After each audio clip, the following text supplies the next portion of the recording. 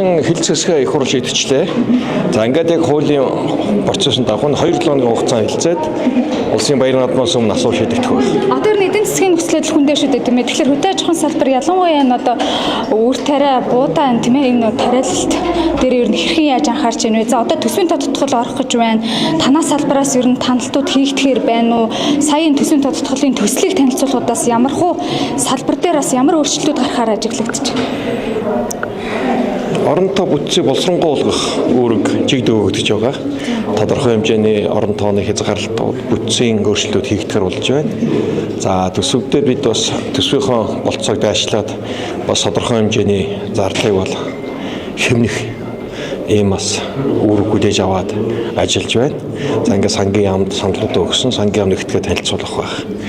За мэдээж манай голын экспортын бараа болсон нүүрсний үн хүчтэй унжихад тул зөөлөх бодлогын хүрээнд төр өөрөө ачааллыг авах, орон тоогоо багасгах, зардлаа багасгах ийм зайлшгүй шаардлагууд байна.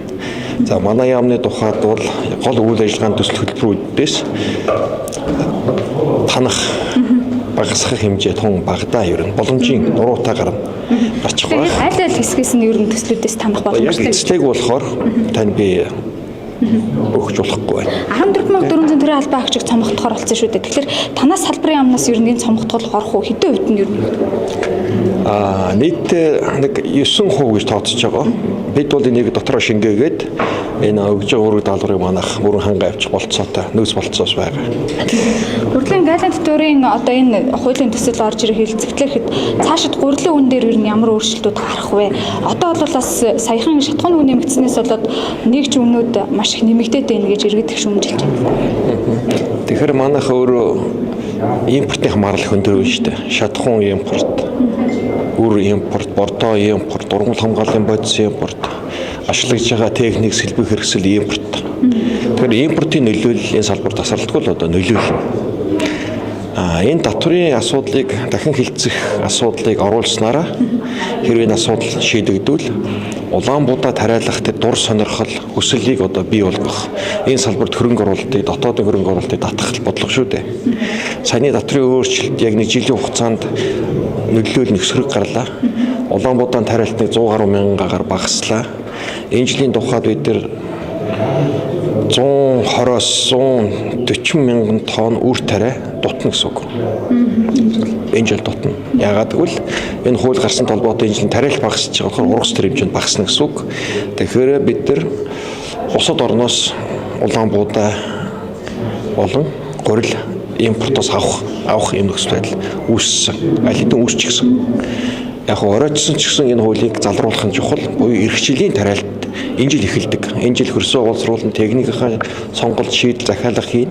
Тэгэхээр эх жил Улаанбуудаа тарих хүсэл сонирхлыг хадгалахын тулд энэ жил хуулийг яралт одоо ингээд гормоор улсын баяр наадмын үүднээс өмнө шийдэхээр их хурлс хэлцэхэр болчлаа шүү дээ тий. Аж ахуйн нэгжүүд ер нь эргэж сэрэх одоо хууль батлагдлаа хэд бүр өгөөч нь бас эх жилийн тариалтанд нөлөөлнө. Эх жилийн ургацсан нөлөөлнө. Энэ жилийн тухайд бол салбарт алдагд гарсан.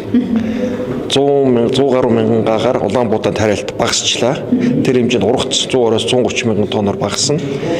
Гэдэг чинь бид нар Улаанбуудаан гурил Улаанбуудаага импортоос авах тоо хэмжээ эрс өснө л гэсэн үг. Бид чинь 2021 20 ирэхэд дотооддоо 100% хангаа тариад дотоод 100% үйлдвэрлэдэг чаддаг болсон байсан бүтээгдэхүүн байхгүй юу? Үндсэндээ 50% алдлаа гэсэн үг. Тэгэхээр гол одоо авдаг зах зээл байна Орос улбаны улс. Орос улбаны улс маань дэлхийн Улаанбуудаан үйлдвэрлэлийн 17-8%-ийг дангаараа хангадаг Улаанбуудаа том тоглогч юм болсон шүү дээ. Хотын аж ахуйн нэгжүүд авдаг гэхдээ Оросд ашигтай байсан биз дээ. Энэ одоо энэ татврын гайлын татварыг техникийн асуудал нь тэгж болгох. Тэгэлгүй яг дотроо чаддаг байсан юм хийж чадах байлоод гадны авдаг болчихж байна. Би улс бүтээгдэхүүнийг нөгөө валютаа зарж авдаг болчихж байгаа байхгүй. Үндсэндээ Улаанбуудаа гурилын үйлдвэрлэл Улаанбуудаа тариалт салбар 50% зохил тохирол амслаа л гэсэн үг. Нэг жил. Өнөөдөр хэлцээр болцоо. За